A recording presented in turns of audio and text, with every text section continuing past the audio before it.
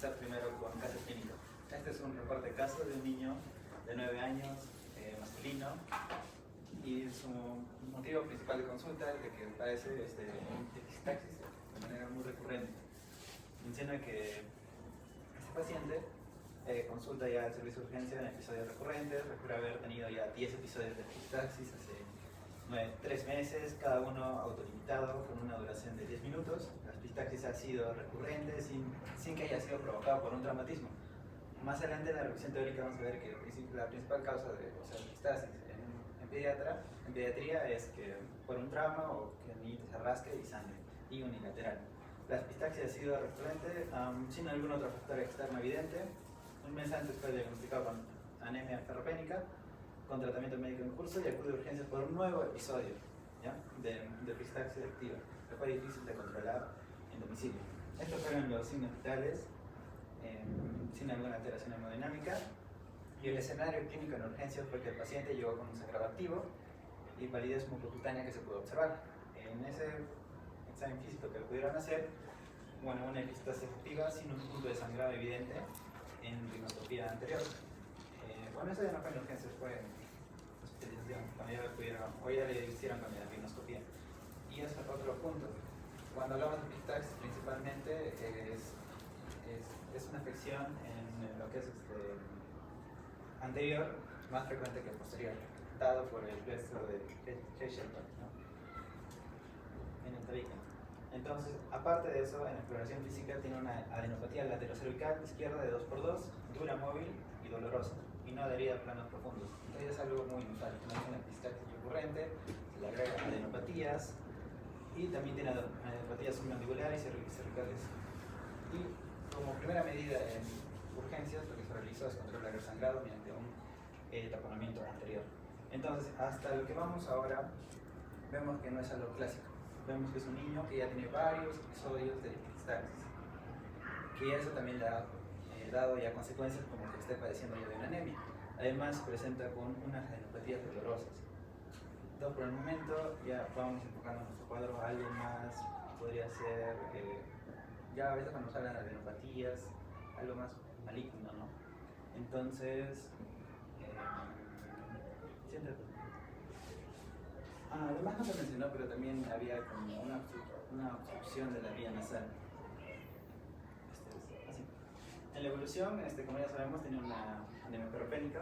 Se le realizó una tomografía, que es la de acá, donde se puede ver que tenemos una masa en la cábula.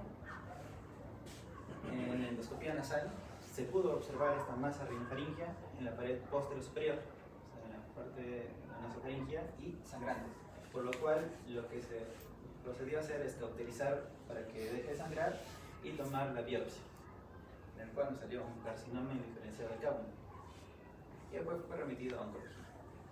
Entonces, parte del diagnóstico de esta patología es que se va a caracterizar por epistaxis recurrente.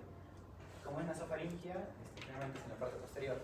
En este caso, en el caso clínico, no se mencionó que generalmente, en la revisión teórica que vamos a ver, es de que los epistaxis en la parte posterior puede presentarse también con que el niño tosa con sangre, o que tenga, o por la boca elimine la sangre, montañesis. Las adenopatías cervicales que ayudaron para poder darnos una idea de que esto no es algo común y algo maligno, y la biopsia que nos dio. Siéntate, por favor. Entonces, estas son preguntas ya complementarias que no tienen que ver mucho con la epistaxis, pero conocer de que una de las causas de epistaxis posteriores suelen ser los tumores, que no son tan frecuentes como el carcinoma indiferenciado. Entonces, en esta pregunta, que nos pide dónde es la localización más frecuente, como ya lo mencioné, entonces va a ser nasofaringea. En este paciente, el diagnóstico diferencial más importante a descartar junto con el carcinoma de Kapoor sería, tenemos alternativas de rinitis alérgica, angiofibroma nasofaringea juvenil, hipertrofia adenoidea simple y sinusitis crónica. Bueno, la rinitis no va a causar sangrado, obviamente. La hipertrofia adenoide, frente a un proceso anficioso, puede aumentar, pero no nos va a dar sangrado. La sinusitis crónica, de igual modo. Entonces, uno de los diagnósticos diferenciales para el carcinoma de Kapoor es el angiofibroma nasofaringeo. En este caso, este es benigno y también causa sangrado en la parte posterior, ¿no?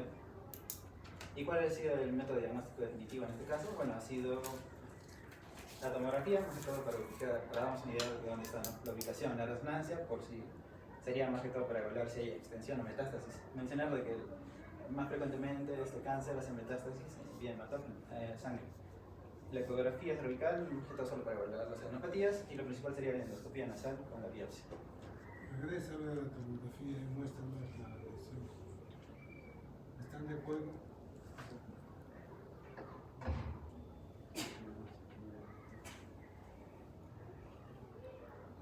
¿Sí, todos de acuerdo?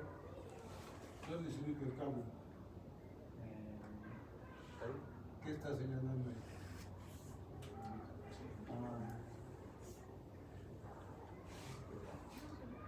Está señalando el seno maxilar derecho.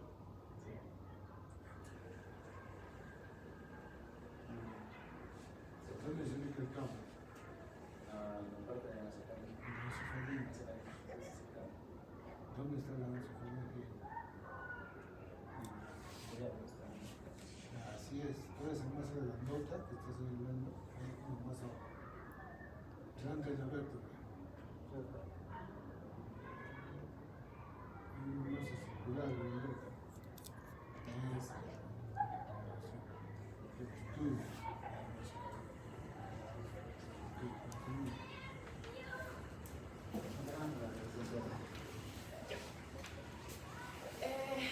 Bueno, la epistaxis va a ser una entidad bastante frecuente en lo que vendría a ser cualquier uropretario en general, pero en los niños se va a presentar mucho más frecuentemente, ya que, como ya comentó mi compañero, una de las causas más frecuentes va a ser el traumatismo o también el hurgamiento del niño con su manito hacia la nariz, ¿no? Felizmente, el 60% de todas estas epistaxis pediátricas van a ser de origen, pues, de algo traumático, de algo benigno, etcétera, ¿no? Pero existe un 10% en el cual van a haber hemorragias nasales graves, en donde vamos a poder ver un compromiso hemodinámico y que puede traer otras complicaciones, ¿no? Y es importante saber identificar la epistaxis, su causa y cómo tratarlo inicialmente, ¿no? Siguiente diapositiva.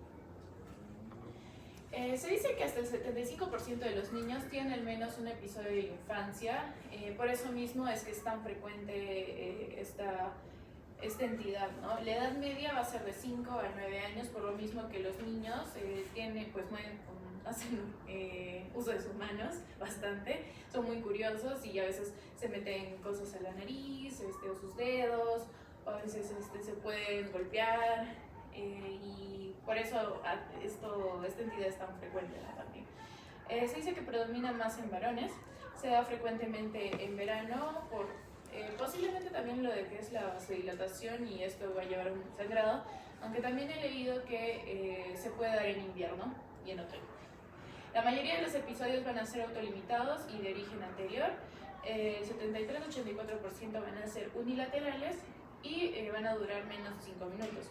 Eso es importante porque si es que la epistaxis tiene un tiempo más prolongado, puede ayudarnos a dirigir un diagnóstico de alguna enfermedad de fondo.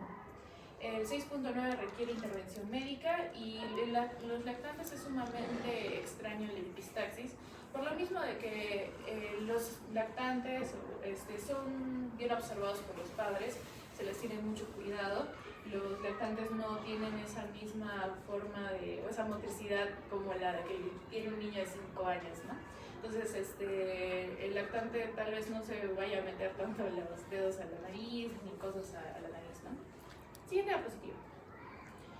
¿Cómo es que funciona o cómo es que sucede la epistaxis? Nosotros bien sabemos que hay dos plexos, el de Kesselbach y el de Woodruff. El de Kesselbach va a ser el anterior y es en donde se va a dar más frecuentemente la epistaxis debido a que es bastante fácil llegar a este mismo. Está justo por el tabique nasal, aquí lo podemos ver, y está compuesto pues, por un conglomerado de arterias que van a estar irrigando esta zona, como la etmoidal anterior.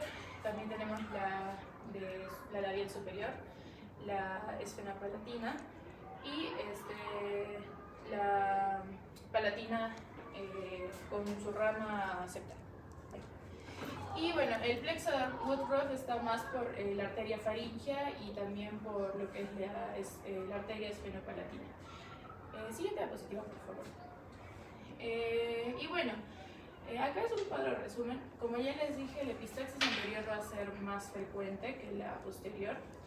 Y la epistaxis posterior va a estar asociada más a un sangrado mucho más grave que el anterior. Y acá hay una pequeña memotecnia para que se puedan acordar de las arterias. Siguiente diapositiva.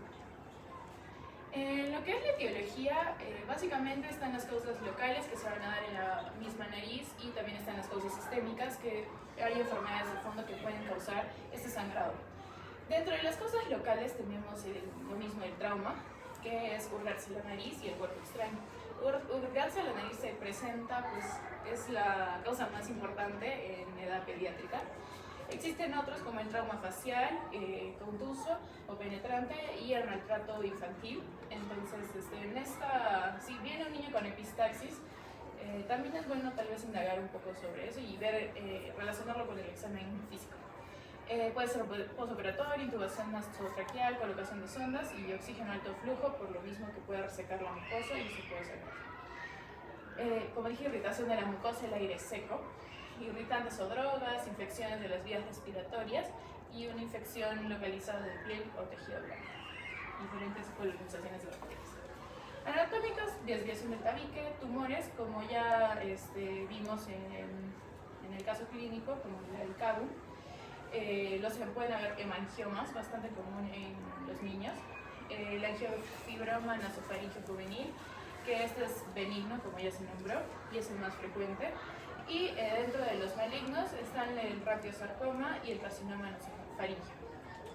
Y hay otros como el aumento de presión venosa nasal, secundaria tos paroxística, como nosotros conocemos la tos ferina, ¿no? Por el mismo esfuerzo que hace al momento de toser. Sí, pues. Después tenemos las sistémicas, que obviamente va a estar relacionada a trastornos de la coagulación, como podemos ver aquí.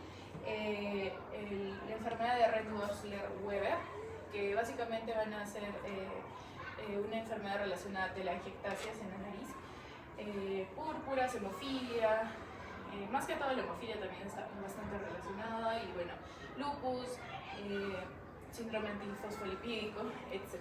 Medicamentos como la aspirina y anticoagulantes, a veces los niños toman por accidente y presentan esta sintomatología, la epistaxis, trastornos granulomatosos y la hipertensión, que en este caso, bueno, la hipertensión primaria no es tan común en los niños, más la hipertensión secundaria sí es bastante común, más que todo la renovascular, ¿no?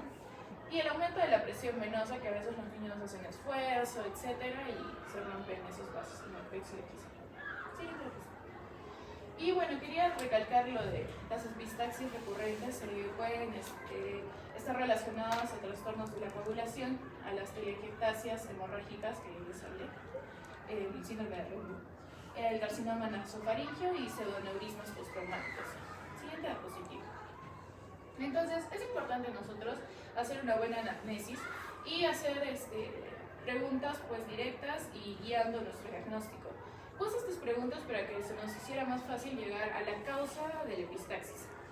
Entonces, ¿qué edad tiene el niño? Tenemos que preguntarlo porque, como ya les dije, más común va a ser en la edad de 5 a 9 años de epistaxis por traumatismos, como hurgarse la nariz, que en los lactantes, que son un poco más rara, y si es que es en lactantes, a veces esto nos indica o que hay un problema sistémico o que también puede haber un caso de maltrato infantil. ¿Cuándo empezó el sangrado? Porque si es que el sangrado es prolongado a pesar de haber hecho presión en la nariz, nos puede indicar que hay un problema de fondo, como una coagulación. Ha habido sangrados o hematomas en otras partes del cuerpo. Esto porque también nos puede dar un diagnóstico diferencial de algún tipo de leucemia o algún tipo de también trastorno de coagulación. Si ha tenido visitas previas, por eso lo de la epistaxis recurrente, que ya vimos las causas, si es unilateral o bilateral. Las unilaterales, pues todos los hemos tenido, pero las bilaterales van a estar más relacionadas con lo que es irritación de la mucosa, alguna causa sistémica o algún trauma grave.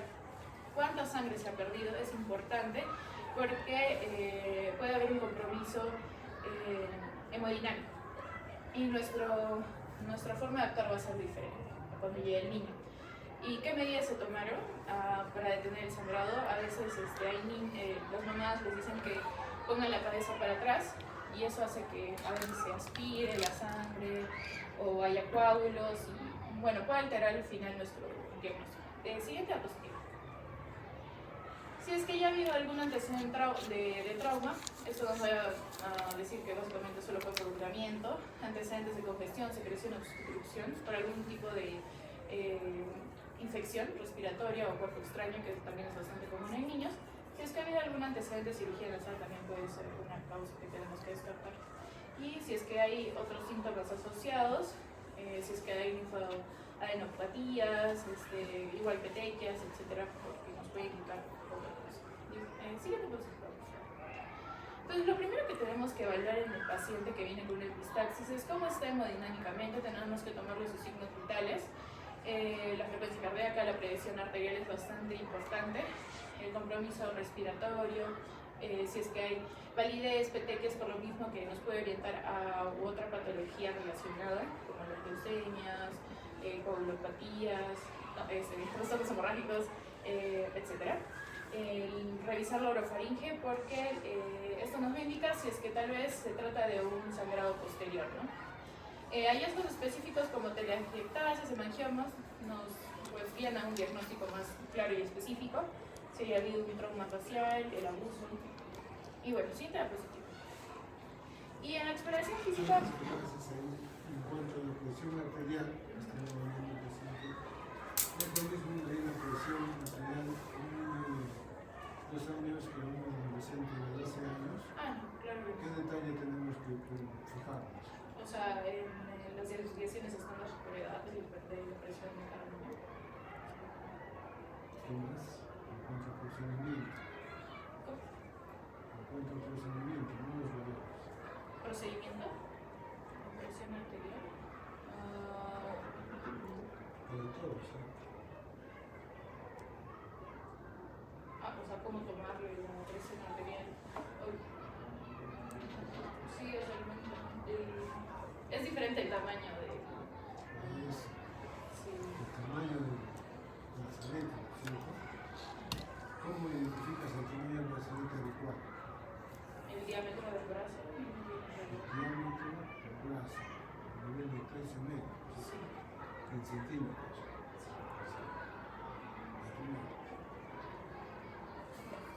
Ahora, este algoritmo es para identificar la causa que puede ser, que esté produciendo la epistaxis. Entonces, primero tenemos que hacer una evaluación rápida. ¿Cómo está llevando a nuestro niño? Si está estable o inestable. Si está inestable, primero tenemos que hacer el ABC, tenemos que colocar fluidos y estabilizarlo básicamente. Y también, por si acaso, también pedir un perfil hematológico. Porque tanto sangrado no es normal, puede haber otra causa subyacente. Y si es estable, nosotros tenemos que, las preguntas que les he mostrado antes, examen físico y ver si es que en el examen físico ha habido algún hallazgo. Si es que ha habido algún hallazgo específico, tumor, telangiectasias, pólipos, pedúnculos, cuerpos extraños, rinitis, etc., ya podríamos tener una causa de la epistaxis. También tenemos que ver la presión arterial. Bueno, en este caso, si ya vimos que hay esto, pues esa es la causa. Si es que no ha habido nada raro, vamos a medirle la presión. Si es que la presión está elevada, pues obviamente se va a dar la epistaxis por una hipertensión. Y si es que no, vamos a comenzar a sospechar de una causa como diátesis hemorrágica, epistaxis severas, o vamos a preguntar si es que es recurrente este cuadro. Si es que sí puede ser, o sea, si es que sí puede haber ya un problema de fondo, tenemos que consultar a otorrinolaringología y pedir el hemograma, PT, PPT, PTT y pruebas de von Willebrand o también factor 8. Y con esto, si es que nos sale algo extraño o algún desorden, pues ya dar el tratamiento a la enfermedad, ¿no? Y si es que no, y si es que hay evidencia laboratorial de algún desorden hematológico, bueno, como dije, ya lo vamos a relacionar a la causa. Siguiente diapositiva, por favor. Ya, en cuanto al manejo, busqué en UpToDate. Este es el manejo en hospitales que tienen la capacidad, o bueno, tienen los recursos. Busqué en el MINSA el tratamiento y sí cambia un poquito respecto al orden de cómo se maneja las epistaxis. Igual, les voy a explicar. Entonces, primero llegan nuestros niños, este es en el caso de estable, ¿no? Si está inestable tenemos que estabilizarlo, darle fluidos, el ABC, el oxígeno, etc. Y tomar un perfil de coagulación. Ya. En este caso es un niño que está pues estable y que está sangrando por la nariz. Entonces, lo primero que tenemos que hacer es sentar al niño, tenemos que hacer que su tronco esté hacia adelante y que esté mirando pues hacia abajo el niño. Y apretar las alas de la nariz. Esto para obviamente hacer hemostasia y para tratar de detener el sangrado. Esto por lo menos por unos 5 a 10 minutos. En posición de oración, ¿no es cierto? Sí, exacto. ¿Por qué? ¿Ah? Es que si es que lo ponemos atrás, si es que lo ponemos mirando para atrás, puede producirse una aspiración de la sangre. Y bueno, eso podría traer otras cosas. ¿Cuánto tiempo se hace la operación? 5 a 10 minutos. Bueno, después tenemos que evaluar. Si se cede el sangrado, ¿qué otra recomendación hay que darle a la niña? ¿Qué? Si se cede el sangrado, ¿qué otra recomendación se le da a la niña? Que le humidifique la mucosa nasal para que no vuelva a recuperar. No toque la nariz por 24 horas. Que no se hurgue, que no se sueñe, que no estornude. Y ya bueno, si vemos que el sangrado se detiene, se observa 1 hora y si es que ya no ha habido ningún otro sangrado, se va para la casa y damos las recomendaciones que es no hurgarse la nariz, que no se toque la nariz, simplificar la mucosa. En el caso de que el sangrado persista, tenemos que remover algunos coágulos, administrar vasoconstrictores tópicos y otra vez aplicar presión en la nariz por otros 10 minutos. Si es que ya después de esto se detiene el sangrado, se tiene que observar y si es que ya finalmente se detuvo todo, pues se va a la casa. Pero si es que el sangrado persiste, vamos a tener que obviamente examinar mejor el plexo de Kieselbach en la zona anterior de la nariz. Si es que vemos que el sangrado viene de ahí, tenemos que hacer una cauterización química o eléctrica. En el caso que ya se le haga la cauterización y bueno, obviamente si el sangrado se detiene, pues se le manda a la casa y que vaya por consultorio externo para descartar alguna enfermedad o otra cosa. Pero si es que el sangrado va a persistir, se tiene que hacer el taponamiento anterior. Vi que los taponamientos anteriores se hacen con unas esponjas especiales en niños, pero acá en el Perú me parece que no tenemos esas esponjas. Entonces lo que hacen es básicamente lo que hemos hecho en otorrino, poner ¿cómo se dice? Algodones, algunos, bueno, en mi práctica lo que hacíamos es utilizar preservativos y poner por dentro los algodones hasta la parte más posterior de la nariz, ¿no? Y así se detiene el sangrado. Bueno, si es que el sangrado se detiene, igual tenemos que mandarlo al otorrino. Y si es que el sangrado persiste, refractario, tenemos que poner finalmente un taponamiento posterior con una sonda que tiene que llegar, bueno, tenemos que poner lidocaína alrededor y introducimos por medio de la nariz y tiene que llegar a la narina porque ahí es donde más o menos se encuentra pues el plexo posterior, ¿no? Para detener el sangrado tenemos que tomar los exámenes porque que sangretando al niño ya es un poco extraño. Y bueno, le pedimos hemograma, plaquetas, el PTT, PT, el factor de von Willebrand, el factor 8 y 9 que está relacionado a la hemofilia, ¿no? Y ya. Siguiente paso. Y bueno, así es como básicamente los niños tienen que hacer. Esto es de la forma incorrecta en la que muchos hacen, pero puede traer otros problemas y esta es la forma correcta. Acá está la electrocauterización. Siguiente paso. acá para poder hacer los taponamientos, el rinoscopia, para poder ver el plexo de Kieselbach. Siguiente pregunta. Y bueno, este es el algoritmo del mismo, donde básicamente la diferencia que yo encontré es que después de hacer la compresión digital, lo primero que, bueno, después lo que hacen es el taponamiento anterior, y a diferencia del otro que hacían primero la electrocauterización, ¿no? Y bueno, lo demás es igual lo mismo, ¿no? Es igual, compresión, taponamiento y reposo en casa, control y retiro en 5 a 7 días. Y en el caso del posterior, igual se hospitaliza, se hace, se pide el hemograma, todo lo necesario, fluidos. Hablan de antibioticoterapia, busqué sobre eso y decían que en realidad no se recomienda tanto la antibioticoterapia porque no se ve una diferencia si es que no la pones o si es que sí la pones. Y siguiente diapositiva. Nosotros conocemos en nuestro serum, básicamente si nos viene una epistaxis, es importante saber los criterios de referencia, los cuales van a hacer que la hemorragia sea una hemorragia aguda, pero que no sea autolimitada, que aparte, como que si no tenemos ya las cosas necesarias para poder seguir tratando al niño, lo mandamos por referencia, ¿no? También que sea muchas veces esta epistaxis, puede haber otro problema relacionado. Y también tiene que ser, se tiene que referir en pacientes con una epistaxis idiopática recurrente, no se sabe realmente la causa, o una epistaxis grave cuando hay compromiso hemodinámico. ¿Sí? Y obviamente también por presencias de neoformaciones nasales se refiere. Siguiente.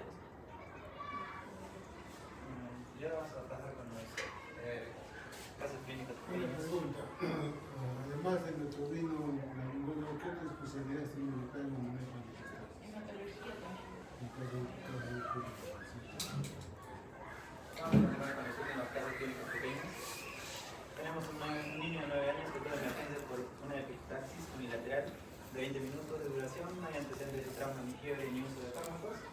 El sangrado es moderado y continúa a pesar de la compresión digital. Y estas son las alternativas. Entonces, lo primero que se hace es una compresión digital, como mencionó mi compañera. Ante la falla de esto, no vamos a hacer un tratamiento posterior directamente. No vamos a iniciar, no tiene sentido iniciar una profilaxis antibiótica. Y no vamos a referir al hematólogo. En este punto tenemos que poder corresponder este sangrado. Entonces, la alternativa correcta, también como se mencionó en el algoritmo, es aplicar los antiinfectores tópicos.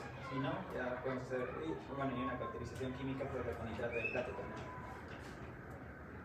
En este caso, un adolescente de 13 años que consulta por una epistaxis recurrente desde la infancia, recurrente, que en ocasiones requiere taponamiento, tiene el antecedente de que su padre y abuelo tuvieron cuadros similares de telangiectasias visibles. ¿Cuál sería su sospecha de diagnóstico? Un trastorno de coagulación adquirido no nos daría solo una manifestación local de solo epistaxis, sería más como una manifestación clínica ya generalizada en el cuerpo. Al igual que la hemofilia A, que no solo se va a limitar a epistaxis, puede haber hematrosis, que es una hallazgo común. Deficiencia de vitamina K, no tanto, pues más que todo podría estar relacionada, no tan relacionado. Y más que todo la que es la telangiectasia hemorrágica hereditaria, ¿no? Hereditaria, tenemos el antecedente familiar y la apreciación, la utilización de las telangiectasias en el joven de 13 años. Una niña de 11 años que cura por epistaxis abundante de 30 minutos, su madre refiere que ha tenido un sangrado en las encías. Menarquia muy profusa, muy abundantes, y ahorita se encuentra con palidez y tiene múltiples equimosis. Entonces, ahora ya hemos visto que ya no es algo tan aislado, ya es una clínica un poco más generalizada dentro del cuerpo, con las encías, con múltiples equimosis. El dosaje sérico de hierro no nos va a dar el diagnóstico, no nos puede, más que todo sería una consecuencia, no el diagnóstico. El dosaje de vitamina K, más que todo esto estaría relacionado más que todo con la adhesión plaquetaria y no tanto con lo que es los factores de coagulación que tienen que ver con la vitamina K. La velocidad de sedimentación o un reactante de fase aguda no nos ayuda mucho. Entonces, la alternativa más adecuada y la que está relacionada con lo que es la adhesión plaquetaria es el tiempo de sangría y la activación de factores de conflicto. Un niño de 8 años con epistaxis moderada que fue tratado en su posta médica con un taponamiento nasal anterior, regresa a los 3 días con fiebre, cefalea, dolor nasal y al examen se puede ver un abombamiento fluctuante en el tabique nasal. Entonces, en este caso, una de las consecuencias que puede haber de realizar el taponamiento nasal anterior es un hematoma septal que se puede ver como un abombamiento fluctuante en el tabique. Entonces, una sinusitis, no vamos a tener esta masa fluctuante, ¿no? Puede haber la fiebre, el dolor, pero no. Un absceso, no solo va a haber esta masa septal tabique, o sea, retrofaringe una de las signos puede ser la disfagia o la dinofagia, y meningitis no hay signos clínicos, ¿no? Entonces, un hematoma septal es uno de los que puede pasar consecuente a realizar un taponamiento nasal. Un adolescente varón de 15 años consulta por epistaxis posterior abundante, con sangrado bilateral y en orofaringe. No mejora con el taponamiento anterior y está hemodinámicamente estable. ¿Cuál es la mejor opción terapéutica? Una cirugía, no nos vamos a ir tan rápido a una cirugía. Una profilaxis antibiótica no nos va a resolver este problema del sangrado. Observación y alta, no hay que resolver el problema. Entonces, como se mencionó, ante sangrados posteriores, una opción es utilizar la sonda Foley para realizar un taponamiento en un sangrado posterior. En esa pregunta, se está diciendo que el sangrado es epistaxis posterior. ¿Por qué hacen un taponamiento anterior? Esa parte me parece que está bien. Es un error. La pregunta 6. Niño de 12 años con antecedente de leucemia linfoblástica aguda en tratamiento con quimioterapia. Presenta epistaxis abundante, se encuentra pálido, con petequias y con plaquetas en 12.000. ¿Cuál es su manejo más adecuado? Un taponamiento nasal. Tendrá una epistaxis abundante, pero sería lo de primera línea. Más que todo, ahorita el problema principal que está teniendo esta niña es debido a su cantidad de plaquetas que están bajo, lo cual nos está dando la petequia, que esté pálido, y la epistaxis, todo es consecuencia de este número de plaquetas. Administración de vitamina K. Más que todo el problema tiene que ver con las plaquetas, no tanto con los factores de coagulación relacionados con el edema K. Una cauterización nasal no nos va a resolver el problema de las petequias, y ni de la epistaxis. Entonces, lo más adecuado en este caso de niño es resolver su problema plaquetario para así poder ver lo que ha dado las consecuencias de este problema plaquetario. Una pregunta, la vitamina K afecta directamente a cuál de las vías. La vía, la 15. ¿Están de acuerdo? No, perdón, la vía con el ¿Están de acuerdo? No, afecta, es el 10, el 7, el 9, el 7 y el 2. El 2, el 10 son de la común, el 7 es de la vía extrínseca. 2 y 7 son extrínsecos, ¿no? Generalmente la vitamina K funciona con la vía extrínseca. ¿Cómo se mide la vía extrínseca? Si tiene un TP elevado, ¿cómo determinas que tiene una deficiencia de vitamina K? ¿Qué haces? ¿Cuál sería el procedimiento para determinar o demostrar que tiene deficiencia de vitamina K? Tiene epistaxis, TP pulmonar,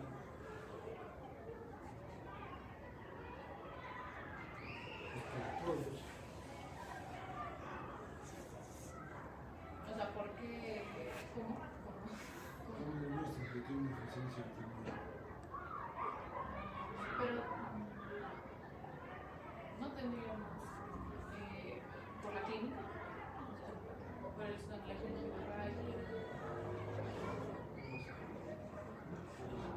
¿Cómo? Los AGD. No tienes el saco de vitamina K. Gracias.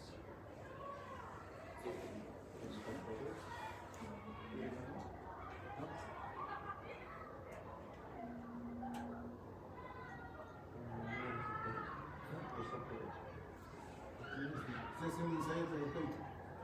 Aplica vitamina K, de 1 a 10 miligramos, ya se siente tu letra en 4 o 6 horas. Y se puede ver más que todo más.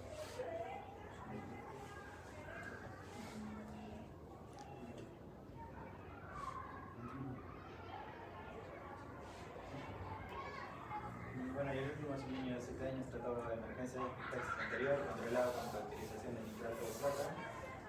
¿Cuál es la medida más adecuada? Y estas son más que todo un caso dirigido a las recomendaciones que vamos a tener. Como primero, las recomendaciones de recomendarle a la mamá que el niño no se toque, no se rasque, y con las alternativas. Evitar actividad física durante un mes es mucho tiempo. Indicar antihistamínicos no tiene relación con el caso. Igualmente los antibióticos. Entonces una recomendación a los padres es mantener unificada la vía nasal, se puede aplicar ungüentos lubricantes y más que todo que el niño no se esté tocando.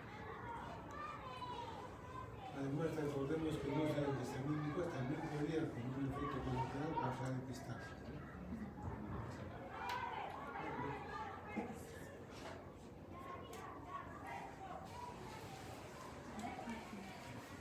Muy bien,